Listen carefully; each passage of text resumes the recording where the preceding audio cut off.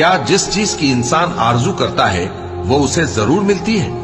سو آخرت اور دنیا تو اللہ ہی کے ہاتھ میں ہے، اور آسمانوں میں بہت سے فرشتے ہیں جن کی سفارش کچھ بھی فائدہ نہیں دیتی مگر اس وقت کہ اللہ جس کے لیے چاہے اجازت بخشے اور سفارش پسند بھی کرے۔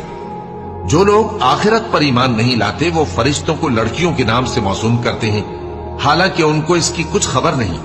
وہ صرف خیال و گمان پر چلتے ہیں، جبکہ خیال و گمان حق کے مقابلے میں کچھ کام نہیں آتا۔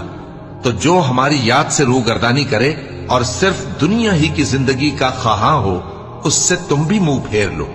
ان کے علم کی یہی انتہا ہے۔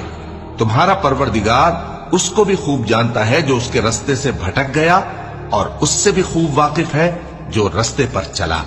اور جو کچھ آسمانوں میں ہے اور جو کچھ زمین میں ہے سب اللہ ہی کا ہے، اور اس نے خلقت کو اس لیے پیدا کیا ہے کہ جن لوگوں نے برے کام کیے ان کو ان کے اعمال کا بدلہ دے۔